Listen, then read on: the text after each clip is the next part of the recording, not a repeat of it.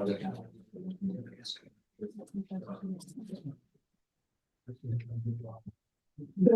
afternoon, welcome to, and thanks for coming for this week's community seminar. It's my particular pleasure to introduce Dario Bercioux, today's speaker. Particular pleasure because we joined here almost simultaneously 10.5 years ago and had a lot of good and fruitful discussions since then. So Dario is from Naples, where he obtained his PhD with a thesis on spin transport in quantum nanostructures, and then went for postdoctoral research to Germany, to Regensburg, to Freiburg, and to Berlin. And in 2014, he came here as an ICABASC fellow, I think one of the first ICABASC fellows. And since 2019, he's ICABASC research associate professor, and he works in low-dimensional mesoscopic physics, quantum dynamics in them. So he's the leader of the mesoscopic electron and photon systems group, which sort of delineates very well the topics he's working on. He's editor of Communication Physics, and also since 20 years the co-organizer of the Capri Spring School in Italy.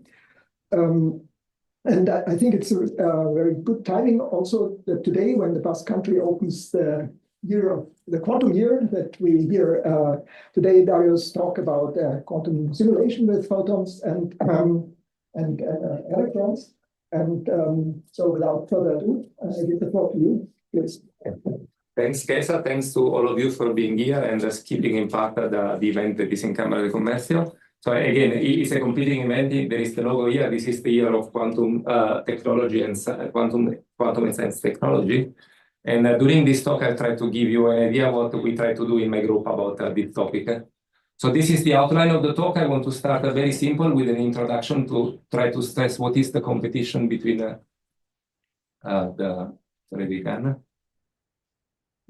analog and the universal computation as a first in some classical system, and then we will move to quantum realm.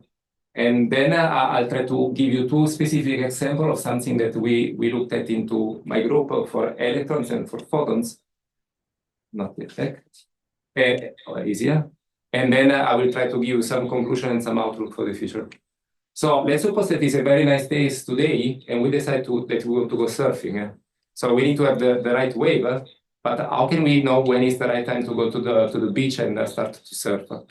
So we can have various strategies. The first one is that we write a very simple Python script. We give the local coordinate, and then being that is a periodic problem, we can put this very simple script on our supercomputer, and we can get the result. But this clearly is a waste of resources, because this can be solved in a very much simpler way. So why to do this on a supercomputer? So, Geza, could you remove the audio, please?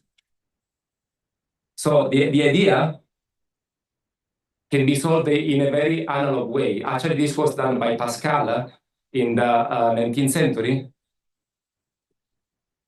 And the idea is that this is a periodic problem we can solve by using a Fourier analysis. So the idea of Pascal was then put forward by Lord Kelvin, that built up this machine that works with a set of rotors that are the harmonics that we want to use to solve the problem. And then we can have information, local position, when the tides are going up or down, and then we can go to the surfing. So this is not just for doing surfing. The third iteration of this machine, built up for the first time by Lord Kelvin, was using 37 harmonics. Yes, and was used by the Allied forces for planning the Normandy landing in 1944. So, but this is a machine that has a single purpose. So if we have our supercomputer, we can write a lot of codes, and we can solve a lot of different problems. While this analog machine is very precise, but can only work for a single purpose. So this is somehow the difference between having something universal that can solve all the several classes of problems, or having something analog that can solve a single problem but can do it really well. So this let's not call it fight. This analogy between analog versus universal is something that is shaping our daily life. And for example, Nico knows a lot about this. And the idea is that this is very important for what is artificial intelligence. So whatever is now the model or the type of artificial intelligence that we are looking at, at the basis there is a set of artificial or synthetic neurons that needs to be trained. So this means that we have a huge network that is, or a matrix that is representing all these neurons that needs to be trained with inputs. So it means that we need to do a lot of matrix times vectors multiplication. So, and in this plot here, we can see the amount of parameters that the artificial networks were able to analyze over time. And so parameters means somehow is telling us some information about the amount of artificial neurons that we have in those networks. And as we can see around this year 2009, something happened. I mean, this is a small step, but again, this is a log scale. So, but what happened in the year 2009? There was a shift of paradigm where people were mostly using microprocessors for realizing these artificial networks of neurons using a CPU. So CPU is what we have in all our computers. It's a machine that is able to solve all the possible operations, so multiplication, division, and so on and so forth. And in 2009, these people proposed to start to use GPUs, so graphic cards, to realize synthetic networks, synthetic neural networks. And this has been a very important leap in this field because GPUs were specialized to do matrix multiplication. So this has permitted to scale up a lot the number of artificial neurons that were present in this type of system. So this is somehow something that is telling us that universal versus analog was important in the past, also, for example, for planning the Normandy landing, but is still very important in our daily life as artificial intelligence is more and more important. But clearly, here we want to use this analog versus universal for some physical problem. And as you know, we are interested to understand the nature. And I don't know why. Yes. So for example, we want to solve the problem of high TC superconductivity. That is a problem that we know that is running since the 80s, and we don't have yet a theoretical solution for the problem. So there have been several models proposed to solve this problem, and one of these models is the so-called Hubbard model in two dimensions. So we have itinerant spins that are moving on a lattice, and there is some local interaction that accounts for the fact that two spins can occupy the same site. So this is a problem that we cannot solve analytically. So again, we can go back to the computer center, we can try to solve on a Hyper or on Atlas, but also there, even if we have the most powerful supercomputer on Earth, we will be unable to get an exact solution for this problem. We can wait that they finish to build up our quantum processors, but also there, even with all the noise that is there, and even if the noise is solved, a single quantum processor will be not able to give us an answer to the problem of high TC superconductivity. Again, this is still trying to have something universal. So we have a processor that is either classical or quantum that is giving us a general answer to the problem, or we can try to go analog, and this is what was proposed by Feynman around the beginning of the 1980s, where basically said, okay, why to try to we can try to solve a quantum problem using another quantum problem, a quantum environment where everything is under control, so we can tune a set of knobs and we can implement a simulator of another quantum system, and by having full control of all the knobs, then we can get some answer about the system that we know very little. And since this initial proposal by Feynman, many quantum simulators for solving the Schrödinger equation have been proposed. So let me give you two classes. One class of quantum simulator that is using quantum objects. So in this set, I'm putting that is not complete. I'm putting ultra cold atoms, trapped ions, or electrons. And then there is a second class of simulators that are based on the fact that the Schrödinger equation is mostly dealing with waves.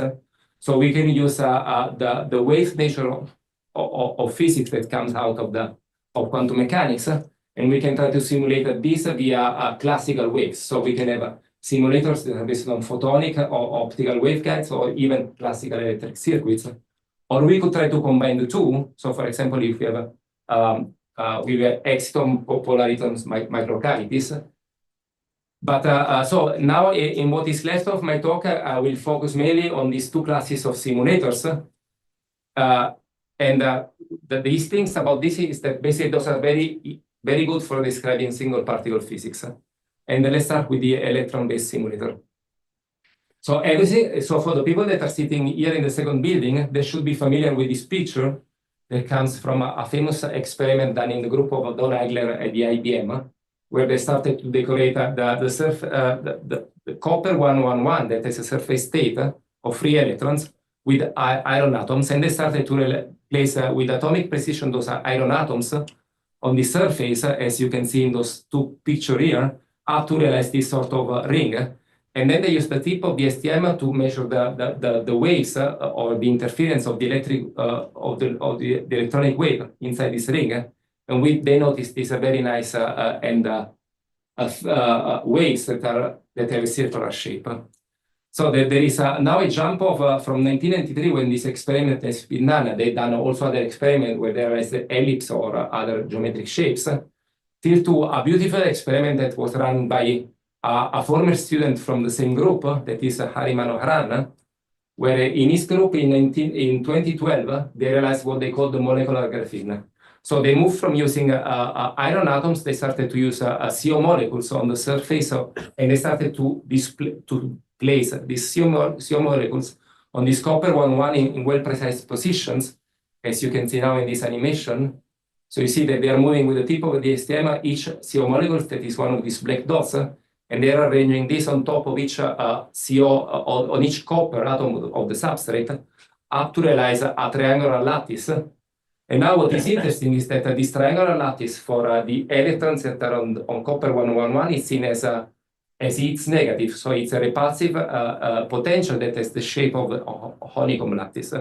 So somehow, thanks to the manipulation of these CO molecules, they were able to realize an artificial lattice that is resembling graphene. So now each one of these dark spots here is a CO molecules. This is an STM image, while where is brighter is where there is a higher density of electrons. So, and now we can see that the lattice spacing of this artificial graphene is of the order of around 1 nanometer. And then with the tip of the STM, we can locally measure also the local density of states, or the total density of state. And what we can observe is that this has the typical features that we are expecting in graphene, so a Dirac cone. Okay, now the length scale are completely different compared to real graphene. So this is the real graphene by the group of Geza and Dangler in Hamburg, and we can see that we move from 1.4 angstrom that we have in real graphene to 8.8 angstrom that we have in this artificial structure. And by the way, in this paper here, Paco was one of the authors, and I guess that he knows a lot about how to extract all these tight binding parameters. So we can see that also the energy scale are completely different. So the typical hopping parameter in real graphene is of the order of almost 3 electron volt, while in this artificial graphene we are a couple of orders smaller than it. And this, for example, has strong consequences on the Fermi velocity of the Dirac cones, that in the case of the artificial graphene is 1 order of magnitude smaller than in the case of real graphene. So this technique has been used to study several systems. For example, the first case is a quasi-crystal, and this has been done by one of the co-authors of the previous paper.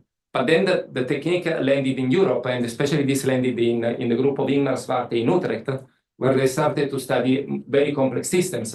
So the first system they started to study was a lead lattice, that is a system that presents a flat band at 0 energy. And here we can see the signature of the flat band that is just in this site, that is in the two red sides. Or they started to study fractals, and the signature that the wave function inside the fractal is showcasing a fractal dimension. Those two cases are very interesting because they are dealing with a huge amount of CO molecules. So in this case, they have something like 620 CO molecules, and here almost 700 CO molecules. So this means that they have to run the experiments very quickly, because they need to avoid that the CO molecules start to depart from their original position, and what they're going to measure is a system that is completely different. And if you want to know more in this review by this Dutch collaboration, you will find more details about all the possible in which you can create artificial matter atom by atom. So I was very curious about this technique, and I started to collaborate with a group of Ingmar in Utrecht. And the first thing that we started to study together is what is called the breathing Kagome lattice. So in the beginning was just me from San Sebastian, and then I was working with them. So those are Marlou that was running the experiment, and the Sander that was the PhD student of Christiane that was doing most of the theory calculations. And then we in a second work, Michelangelo and Maria stepped in, and we did some more in-depth theory analysis of this type of problem. Let me show you what is this problem. So this is the Kagome lattice. And now we want to do something very similar to what is the SSH physics. Usually in the SSH, we distinguish the intra from the intercell hopping. And in the Kagome, in the breathing Kagome, we're going to do exactly the same. So we have some hopping that is the intracell, so inside each one of these hexagon. And then there are hoppings intercell that are connecting the hexagons. Here for completeness, I'm also showing the second next neighbor hopping that I'm calling TNN. That in principle is very, very important when we are going to do the experiment. So why is this Kagome lattice interesting? Well, as a first, because in spin systems, this has a lot of interesting frustrated phases. But if we focus ourselves only on the electronic properties, so we know that this has a band structure that is basically identical to the one of the honeycomb lattice. So we find a Dirac cone at the K point and the Van Allen singularities at the M points. And then there is a flat band that is very high in energy up here. So now what is happening when we started to make the intra different from the inter? So we start to dimerize the system. Basically, we are gapping the system at the K point where we are untouching the flat band. So now I can reverse intra and inter, and I can basically find the same structure, but with the same gap. But if we don't know what is larger, we don't know in which phase we are. So as in the case of the SSH model, we can expect that we have some non-trivial phase, topological phase in the system. Especially we are expecting to find corner modes, edge modes, and different from the bulk modes by varying intra versus inter. So this we can realize experimentally with this technique of the CO molecules on copper. And this is what has been done in Utrecht. So this is again the Kagome lattice. This is the band structure that is calculated by exactly on the system that was realized experimentally, assuming that this has an infinite structure. So as you can see, we are opening a gap at the K point, and the flat band is not anymore flat, but is getting some dispersion. So specifically, we can have this non-trivial configuration in which the intra hopping is smaller than the inter hopping, and this is the image of the experiment, and this is the details of this zone here of the realization. And as you can see, we can modulate. They can modulate the strength of the hopping by deciding how many CO molecules they are going to place around each one of the artificial sites. So this is more clear if I show you also the trivial configuration. You see that this hopping now is weaker because we have more CO molecules that are around this region. So let's try to see what is happening if we take a system of finite size and we explore the various eigenstates as a function of the energy, and then we do the same also with the experimental results. So now I'll show you this is the finite size spectrum for a system that has 8 hexagons on the base. This is very similar, very close to the experimental case. I have chosen something that is slightly larger because the results looks better. Clearly, I could make the system larger and larger, but then I would depart a lot from the experimental configuration. So this is the density of state for this spectrum, and now we can see that we immediately recognize properties that are typical of the Kagome lattice. So as a first, there is a very large signal here for the density of states that is reminiscent of the flat band that we have in the bulk case. We have this peak here that is actually peaked around 3 that corresponds to the states that are here. So we have a system that has a triangular geometry. So we have 3 simply because this peak here corresponds to the 3 corner modes. Then we have something here that has the typical density of state of 1D systems. and this is signaling that this is somehow corresponding to H modes.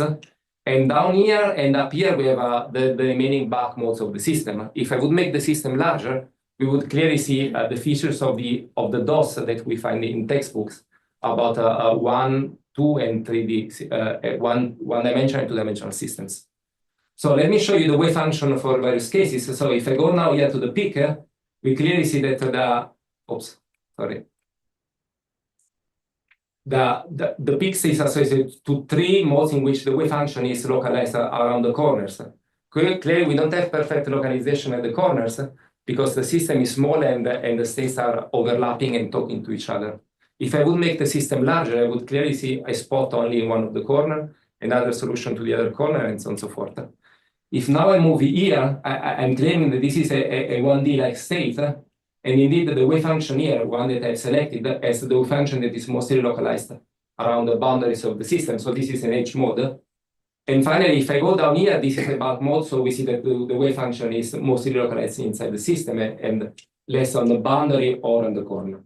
So if now we perform an experiment, we can measure what I'm going to show you in the next slide is a set of experiments always on this side of the spectrum where the system is presenting a corner mode, so it's in a non-trivial phase, compared to this case here in which the state is never presenting. Can you just comment on the color code using for the waveform? The blue, green, and Yeah. So this is just because of the Kagome has 3 sides in the unit cell. 3 sides are composing the unit cell, and I'm coloring one side with green, one side with blue, and one side with red. And now, if you use a triangular geometry, you have that each corner has a different type of side. So this is telling you that the result that you can get from an experiment of this type is strongly depending on the geometry that you're choosing for observing those features. So now I'm going to show you the experiment. So as a first, I will show you always a column corresponding to this non-trivial configuration and a column corresponding to the trivial configuration for various energy. And then I will show you the results that are coming from a type binding simulation. So as a first, you see here I'm changing the bias that I'm applying to the tip with respect to the substrate. And now I'm in this region here in which I'm expecting to find bulk states. And indeed, the Kagome that is in the non-trivial configuration is showing bulk state, and this is also coming from theory, while the configuration that you should not have a topological modes, it has only bulk modes. I can change now the energy, and I can go to a different energy applied to the voltage applied to the tip, and the image here is showing something that is mostly localized along the boundaries, and this is confirmed by the theory, while the trivial configuration is basically identical to the previous one. So somehow nothing is changing in the trivial configuration by exploring a different region of the spectrum. Finally, I can go to then I can go to this other voltage here, and I see a signal that seems to be mostly on the boundaries, on the corners, and this is confirmed by the theory, while the trivial configuration is still always the same. So somehow in the trivial case, nothing is changing by changing the applied voltage. And last, well, it's another bulk solution for the non-trivial configuration confirmed by theory, and in the trivial experiment, nothing is really changing. So somehow the experiment is confirming what we can do with a simple type binding calculation from a theoretical point of view. So this concludes the study of the breathing Kagome lattice. Afterwards, with a postdoc, Camillo Tassi, we started to study what is happening in the dual of the Kagome lattice.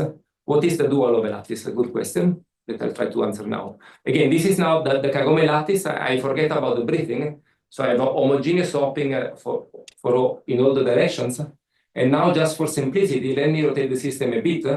And now I'm going to draw a lattice side in each one of the cells that I have in this Kagome system. So a lattice side in the hexagon and in the triangles. And then I'm going to allow hopping between those sides. And what we get is this very fancy purple drawing. And this is known as the dice lattice. It's called dice lattice because if you focus on a single square here, this has the same shape as a three-dimensional dice seen in perspective. This was a technique that was used in the past to make pavements, to have a three-dimensional effect inside rooms. So why is this now system so interesting? So let me show the lattice in more details. Again, this is now a sketch of the dice lattice. This has again three atoms in the unit, three sides in the unit cell as the Kagome lattice. But in the Kagome lattice, the three sides have the same connectivity. So each side has three next neighbors. However, in the dice lattice, in the simplest approximation, we have a side that has 6 next neighbors. So the blue has 6 red sides as next neighbors, while the 2 different red sides have only 3 next neighbors that are only the blue. So if we allow only for next neighbor hopping, from the blue we can only go to the red, and from the red we can only go to the blue, but there is no direct connection between the red itself or the blue itself. So this has a strong consequences on the spectrum of the system. So again, if we forget about this orange line, the spectrum is the same as the spectrum of the honeycomb lattice or of the Kagome lattice without the flat band. Now the difference is that going from the Kagome to this dual, the flat band moved from being on the top of this to the charge neutrality point of the system. So we have now a flat band that is really crossing what we would call the Dirac cone of graphene.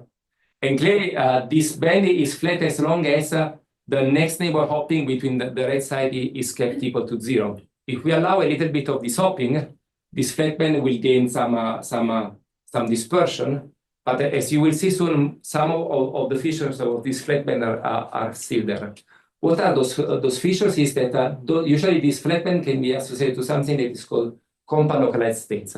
So this is a state that is at 0 energy, where the wave function is just living on disconnected sides of the lattice.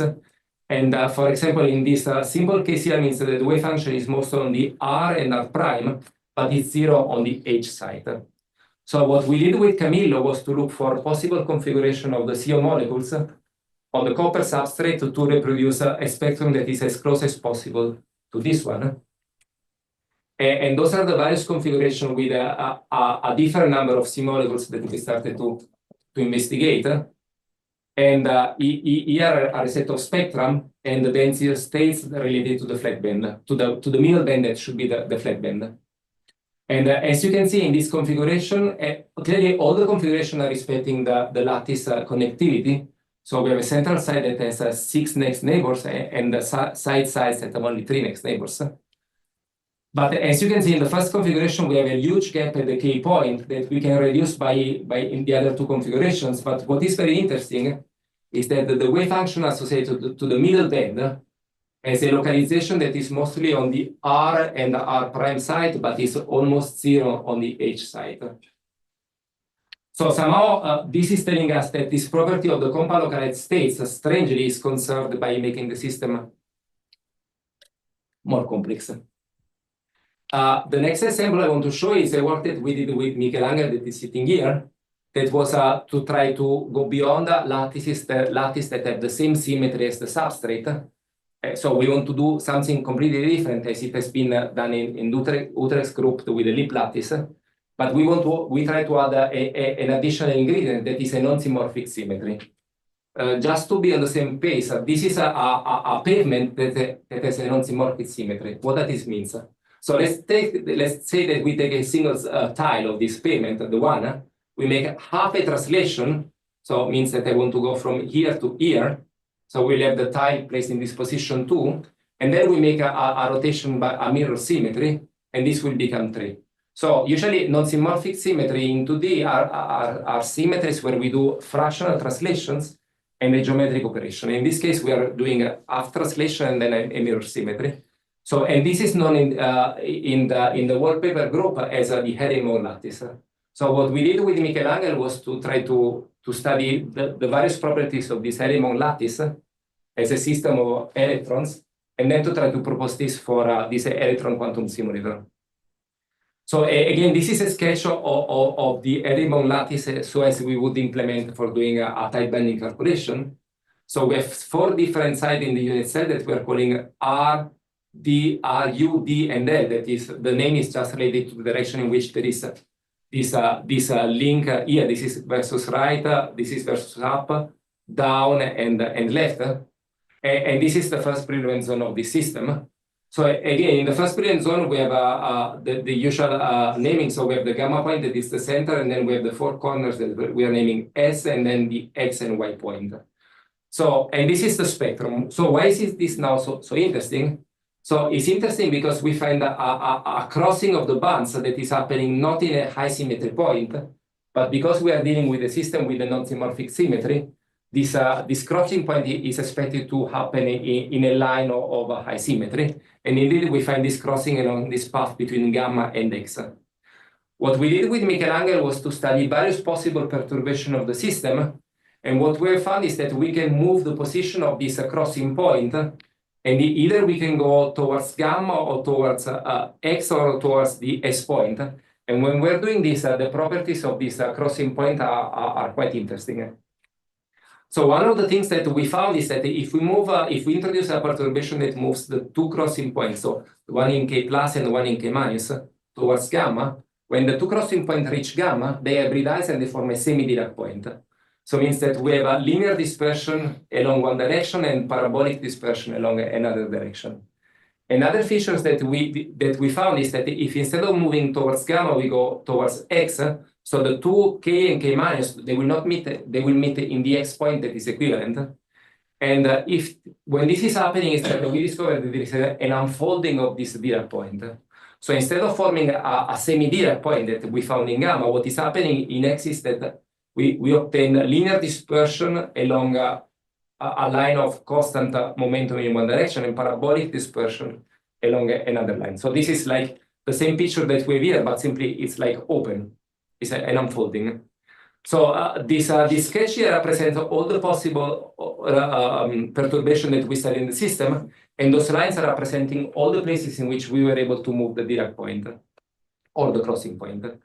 So the other things that is very nice of this work done by Michelangelo is that we were able to find a configuration of the CO molecules, that now there are a lot of them, that is somehow reproducing the Erimo lattice in this electronic simulator. So this is the configuration, this is the spectrum of the system, and somehow what we have understood is that this configuration corresponds to have a dimerization of the hopping, so to have a hopping horizontal different from the hopping vertical. And this is, if this is obtained, that the Dirac cone are moving along this hyperbola, and those are somehow here and there. So this is very interesting, but somehow the problem of this copper substrate is that it is not a very nice environment where to perform experiments. And the reason is that the surface states that are here in green are easily overlapping with the bulk states of copper. So this means that we don't have a wide range of energies where we can perform our experiments, because otherwise the modes, they will hybridize a lot with the bulk modes.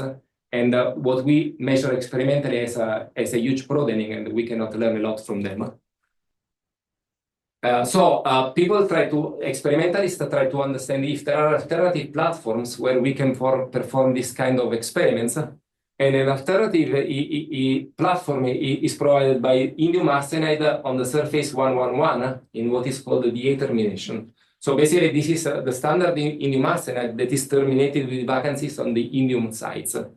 So if we look at the band structure of this as a function of the position, so between the bulk crystal and the vacuum, so here is the 111 surface, what we know is that the conduction band will have a band bending, and there will be it will exist a surface state that is living on this surface. And then we can think to make an atomic manipulation with atoms to create artificial states where we can engineer again artificial lattice. The advantage compared to this platform based on copper is that here the hybridization between the surface modes and the bulk modes it will be much weaker, because there is a natural gap that is prohibiting to have the overlap between the surface states and the bulk modes. So this has been heavily investigated by the group of Stefan Forsch in Berlin. So here you have a picture of this indium arsenide that is indium terminated, and they were using indium as atoms for creating local states. So here you can see a chain of several indium atoms. And in this panel here, you can see the DIDD done with the tip of an STM. at various voltage applied to the tip. So we can clearly recognize the single mode, the double mode, 3 modes, 4 modes, and so on and so forth, particularly box states that are living inside this chain of atoms that are placed there. So in the beginning, the experiment was performed by using indium atoms as placed in the center of these vacancies of the surface. The disadvantage of this is that with indium, we can only do vertical manipulation. So the experimental colleagues needs to go there with a tip, pull up an indium, and to place it somewhere else if you want to realize any structure. This is not very convenient compared to the case of CO molecules on copper. And then in the group of Nijmegen, they discovered that if instead of indium, they use cesium, they get a very similar physics, but with the advantage that they can do lateral manipulation. So it means that they can move the cesium atoms not by pulling them up and placing in a second position, but just by pushing them. So, and this has a stronger advantages to make a more complex structure. So what we did, we used this technique with a group of Ingmar Svart in Utrecht to try to have some interesting results related to topology. And the idea is that if we create one-dimensional structures, we can try to extract information about the Zag phase of the system. And the way in which we can extract information about the Zag phase is by looking at the Barnier states of the system.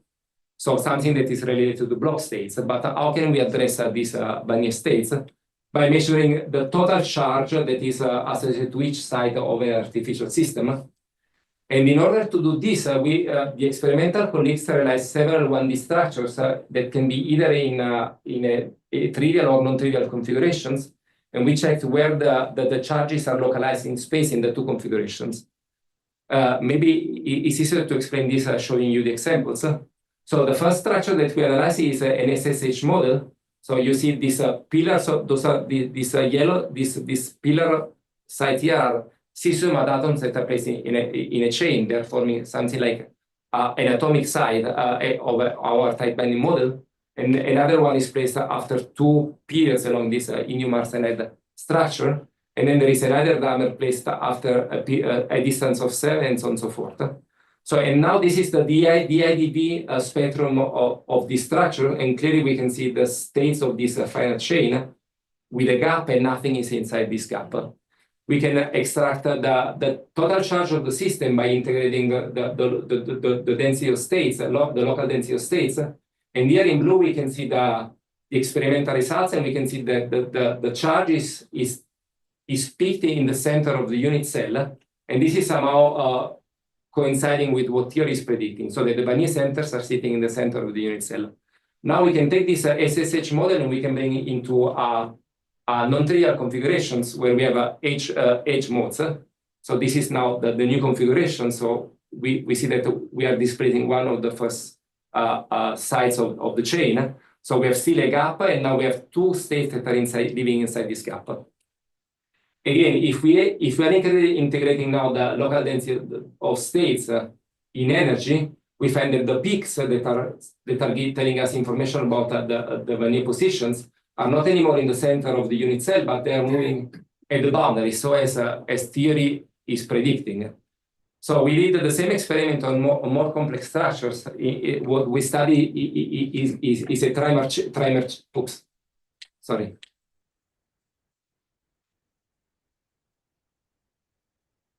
We study the trimer chain. So we have 3 atoms in the unit cell. And again, in the trivial configuration, we verify that the charge is peaked at the center of the unit cell. While in non-trivial configuration, by preserving inversion symmetry, we are expecting that the charge is sitting at the boundary of the unit cell. So what we see experimentally is still confirmed by theory. So this is ending the first part of my talk related to electronic simulators. In the second part, I'm going to show you some results done with photonic simulators. For the second part, I don't have an experiment to show, it's just a pure theory. And hopefully for some part, some experimental colleague in Lyon soon will do some experiment. So the idea about this is that if we start from the Maxwell equations, now we can have that the electric constant is modulated in space periodically. And if we do this, we can do modulation in 1, 2 dimensions and 3 dimensions. But for what is left in my talk, I will mostly focus to 1 dimension and 2 dimensional modulations. Aitzol and these students are expert in three-dimensional modulations. But the idea is that in 1 and 2D, there is a very simple mapping between the Maxwell equations and the Schrödinger equation in the presence of a periodic potential. Because the so-called TE and TM mode are perpendicular to each other and they can be treated independently. So, So now if we have something that is modulated periodically, we can rearrange the Maxwell equation and we can put it in a sort of a stationary equation where now omega is the eigenvalue that we want to find. And now this operator LE or LH are periodic operators.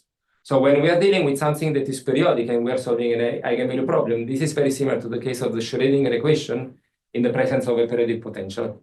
This is why this type of photonic simulators are very good simulators for studying, for example, topological physics in the case of solid-state systems. Again, this is actually what I was telling you in terms of analogy. So there is plenty of literature about this. What is interesting is that with Maria, that was a student that worked with me and Aitzol, we wrote a very nice tutorial article that is explaining all of this. But then we are giving the basic ingredients for studying, for calculating topological invariance on this type of photonic system. So what I'm going to show you now is some research work that we did with Maria that is related to the so-called fragile topological phase. So a few years ago, Maya and other collaborators, they placed the pillars of what is known nowadays as topological quantum chemistry. And then they discovered also what were the loopholes of this topological quantum chemistry theory. And one of the loopholes is that there is a topological phase that is not completely described by this framework. And this is known as topological fragile phase. So with Maria, Aitzol, and Maya, we tried to understand if it was possible to realize a photonic crystal that is hosting this topological phase. And the idea is to have a sort of ellipsoidal rods where we can control the asymmetry of the two axes of the ellipse and study the spectrum as a function of this eccentricity of this ellipse. And what we discover is that by changing the eccentricity, we can have a continuous tuning between different phases. So those are now the spectra, the photonic spectra, the photonic frequency spectra for various configuration of the rods of this ellipse that we have here. And what is interesting is this: in one of the configurations, we can obtain what is the so-called topological fragile topological phase. And how can we characterize it? Well, the simple way is to calculate a topological marker known as a Wilson loop. So here I'm showing you the Wilson loop for the lowest band that is flat. So means that the charge, so the energy in the case of a photonic crystal is just not winding. It's sitting in one of the rods and it's not moving. However, if we calculate the winding number the Wilson loop for those two connected bands, so we find that those two bands have a winding Wilson loop. And usually this is a signature of a strong topology. So if we take a topological insulator, we would find the same Wilson loop as this one. However, if the system has a fragile topological phase, if we calculate the combined Wilson loop of these two bands with the lowest one, the system will become again trivial.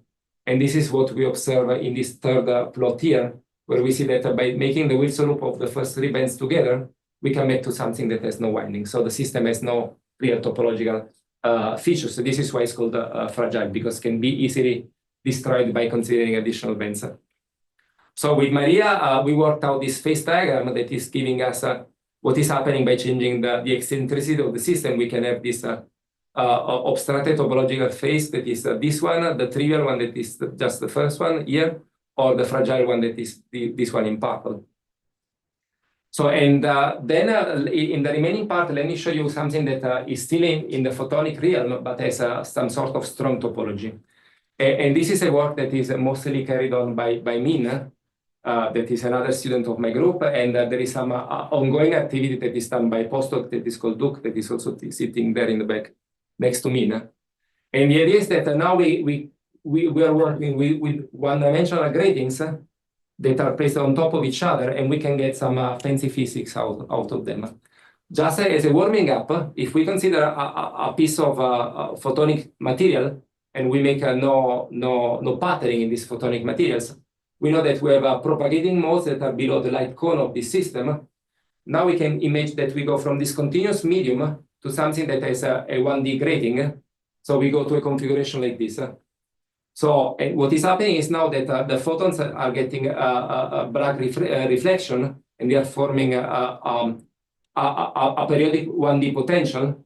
So means that now those modes are started to interact with the modes that are coming, that are reflected from the next grating. And the spectrum moves from being of this shape to being of a shape of this.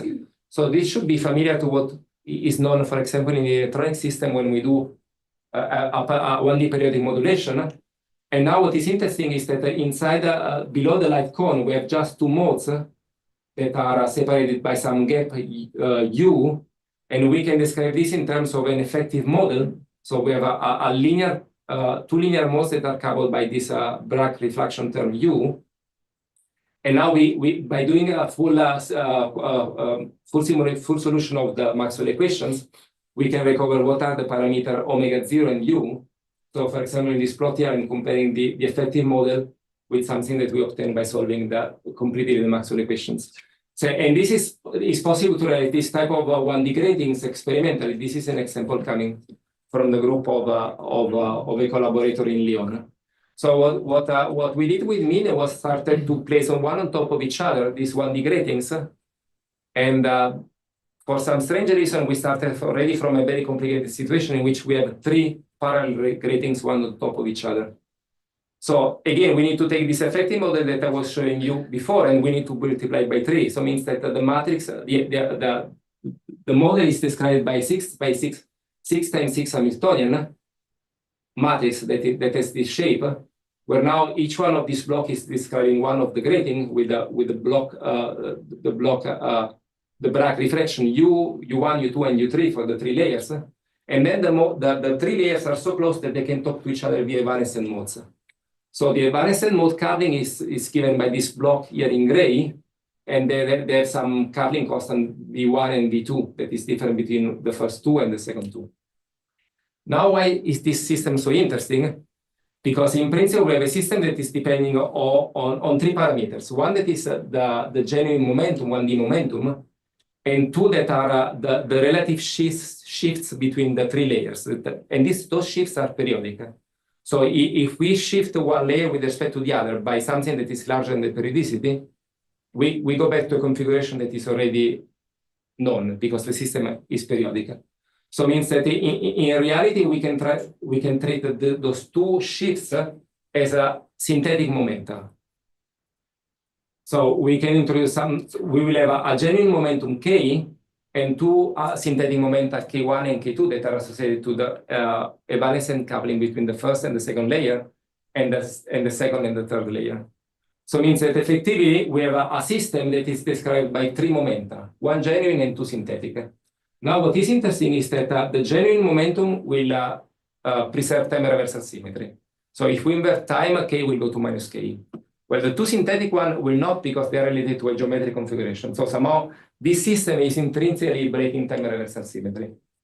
So this is a 3D system that will have topological properties, and those are summarized in this sketch here. So we have a huge zoology of possible property like semi-Weyl points, nodal lines, and Weyl points. And and we have verified that the effective model is somehow in good agreement with the full solution of the Maxwell equations. So here in this plot, you can see in the solution of the effective model and the solution of the Maxwell equation, you see that the crossing that are those points that I'm highlighting here are somehow respecting, they are coinciding somehow in the 2 models. So now I will focus on these Weyl points. And the distance between those Weyl points will depend on the relative strength between the coupling between the first and the second layer and the second and the third layer. And in principle, this distance can go to 0. Basically, the 2 Weyl points will annihilate one on top of each other. And this is this black part in this plot, in this phase diagram here. So let's see where they are actually sitting in the momentum space, the Weyl points in this 3 configuration A, B, and C. And this is illustrated in this plot here. So we see that in the configuration A, they're along this bisection line in the momentum space. While in the configuration B, they are sitting in two other places, and C as well.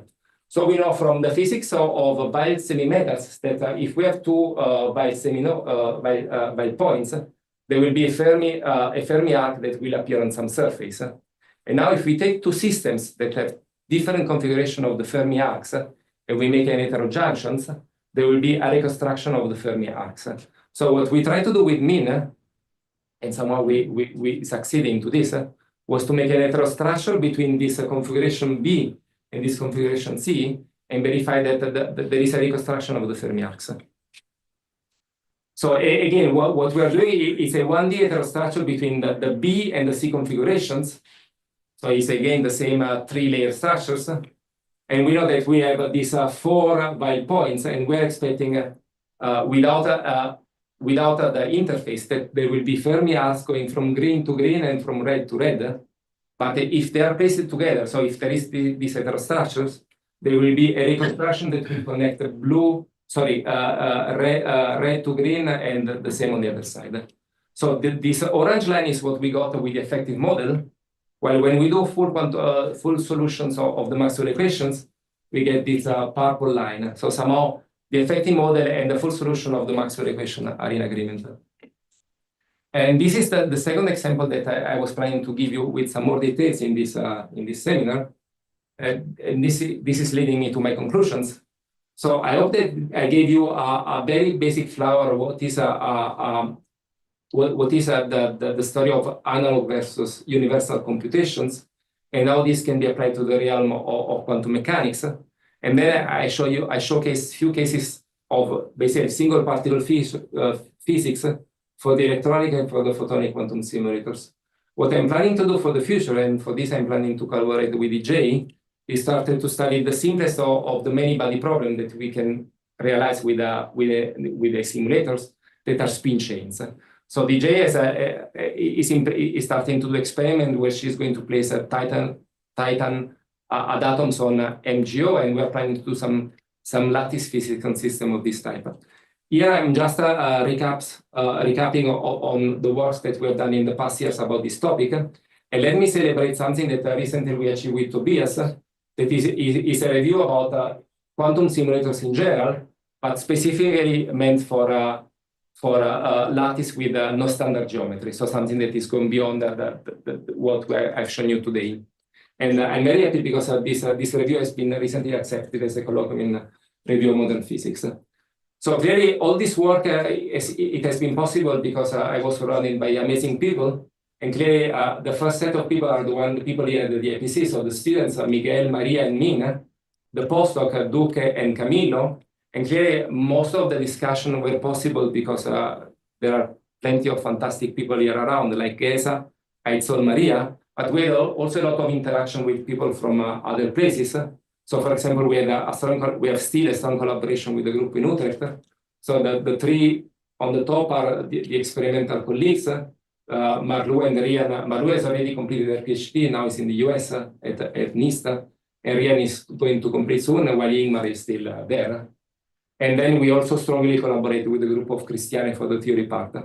And in all of this time, we had also a lot of other collaboration with other people. So, for example, let me mention Aison and Dung on the story of the synthetic momenta, and Barry Bradley for most of the analysis of topological quantum chemistry. And last but not least, let me thank you for your attention.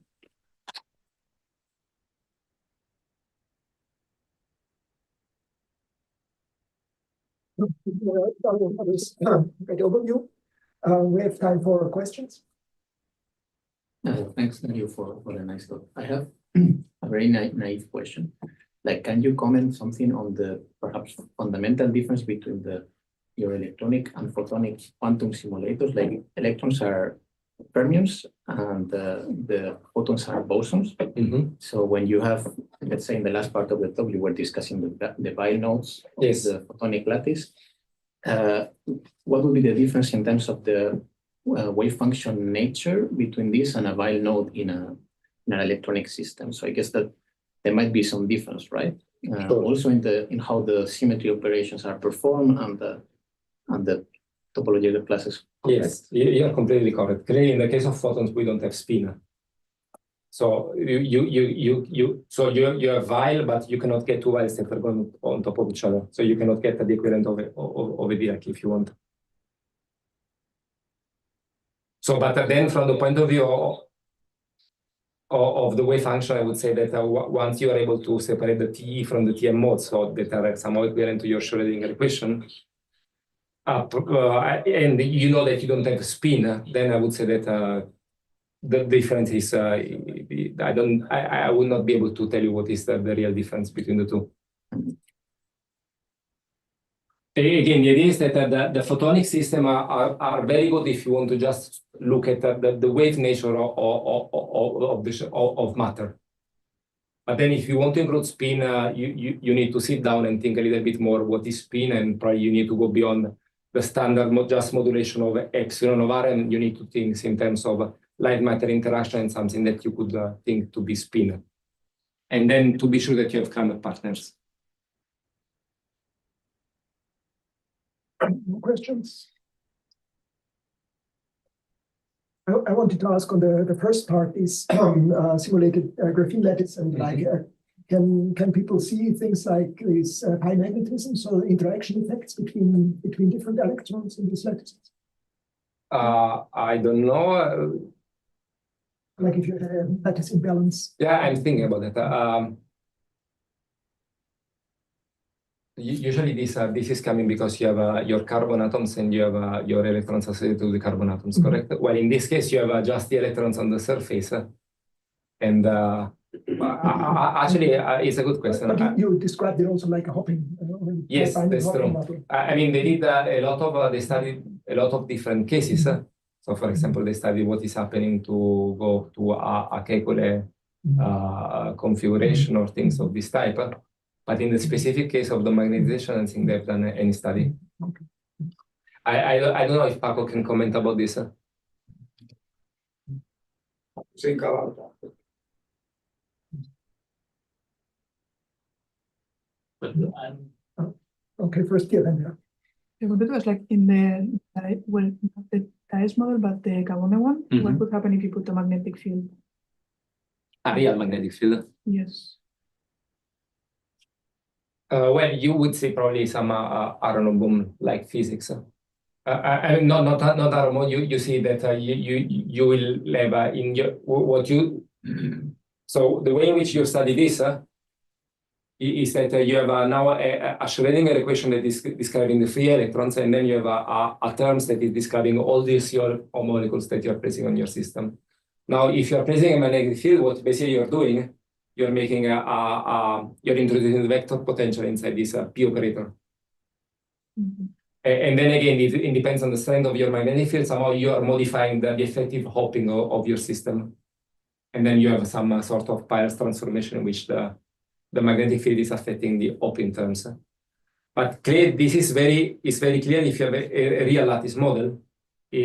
There are limitations when you have this sort of quasi-free electrons that are moving inside the system. The flat band would disappear in that case. No, I don't think it's disappearing. Why should? Because the flat band is coming from interference. Yeah. And so, for example, in the case of the dice lattice, the flat band should be untouched by because okay, for the Kagome, it's a good question. Because for the dice, you know that the flat band is a compound localized state, so will be unchanged. But it's also true that for the Kagome lattice, the flat band is also, you can describe in terms of compound localized states. So probably also in that case, the flat band will remain unaffected by the magnetic field. I just wanted to follow up on Geza's question with this artificial graphene. Maybe this system with the CO molecules on copper doesn't provide one electron per side, no? Yeah, I guess this is the answer. Yes, because you have an itinerant electron that you are patterning. Yes. So it's difficult to control the charging of your system.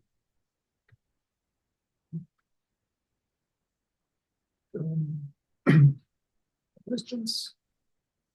If not, then I mean we have all the time in the world for questions in future weeks and months. And let's thank Dario again. Thanks a lot.